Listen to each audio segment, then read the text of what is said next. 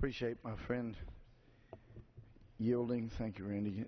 Mr. Speaker, it's such an honor to pay tribute to such a great man as Chuck Colson.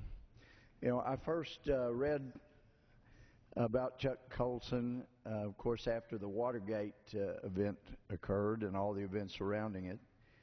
And then I was in law school when I read his book, Born Again.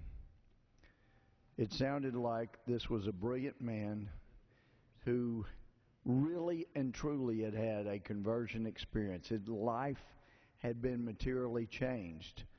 But then again, there are those who, as a judge I saw, that would get in trouble and grab a Bible and say, I'm changed, and so, go easy on me, things like that. But this really appeared quite genuine with Chuck Colson. And I knew, as the Bible teaches, we'll be known by our fruits. What incredible fruits this man produced. Amazing. So over the years, I stayed in touch. He didn't know me personally during those years, but I listened to cassettes of his sermons, his lectures. That tells you how far back it goes. They were cassettes. Then I listened to CDs of his speaking and his lectures and sermons, and would read his books. And thank God he was so prolific that he was moved to write such extraordinary books. And in fact, I came to realize with this kind of brilliance, others have pointed this out, but it struck me back in the 80s. This is a modern day Apostle Paul.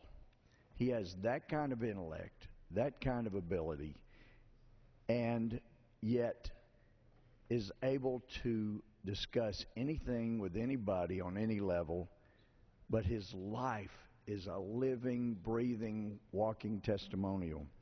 I love the quote that Stephen Curtis Chapman used in Chuck Colson's own voice in Heaven in the Real World, where you hear Chuck's voice say these things. Chuck said, I meet millions who tell me that they feel demoralized by the decay around us. Where is the hope? The hope that each of us has is not in who governs us, or what laws are passed, or what great things we do as a nation. Our hope, Colson said, is in the power of God working through the hearts of people. And that's where our hope is in this country. That's where our hope is in life. As he had pointed out on more than one occasion, our hope, the kingdom of God, will not arrive on Air Force One, and any hope of that happening is just misplaced. Well, my days as a judge, I still have a brother about 9 years younger, now Baptist pastor near Richmond, and Bill had acquired Chuck Colson's new novel called Gideon's Torch. And as a man who had worked in the White House, to have him write a novel which, as you read it, you realize these things could easily happen, every one of them, just as he spells out. It was an incredible book. When I met Chuck Colson, I asked him, are you going to write any other novels? That was just a fantastic novel. And he said, my publisher tells me people are not buying my fiction, they want my nonfiction, and I want God to use me however he can use me, and if it's more productive, more helpful to people to write nonfiction, I'll write nonfiction. He also said writing Gideon's Torch, a novel, was far more difficult than writing the nonfiction, which he does. But I'm not sure that it's still in print, but I would hope that after his passing there would be a resurgence of requests and people would get that book and greatly grow and benefit from it.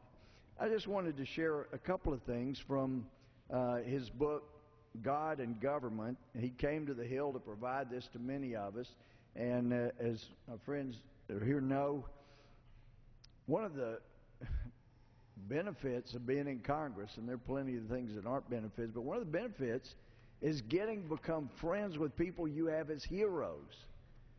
And Chuck Colson was one of my heroes. He was someone I truly looked up to, and I benefited from, and even before he knew me, he was a mentor. But at page 69, he says, whether or not God's existence can be proved, the evidence can be rationally probed and weighed. Lewis, he's talking about C.S. Lewis, does so compellingly, and he cites moral law as a key piece of evidence. Clearly, it is not man who has perpetuated the precepts and values that have survived through centuries and across culture. Indeed, he has done his best to destroy them.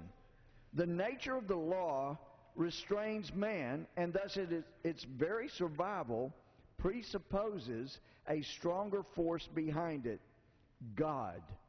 Or consider the most readily observable physical evidence, the nature of the universe. One cannot look at the stars, planets, and galaxies millions of light years away, all fixed in perfect harmony, without asking, who orders them? For centuries it was accepted that God was behind the universe, because otherwise the origin and purpose of life would be inexplicable.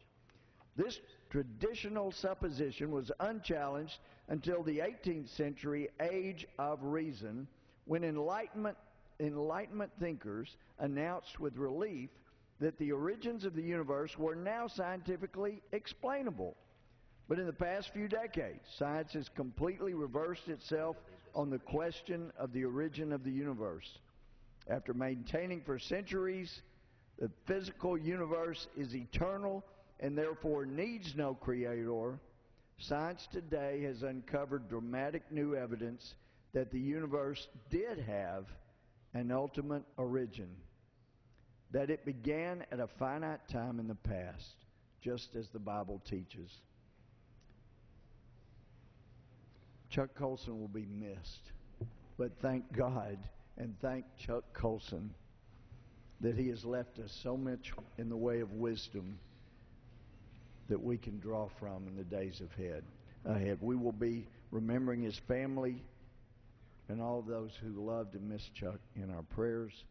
And with that, I appreciate being yielded to on behalf of Chuck Colson. Thank you very much. Thank you, Congressman Gohmert.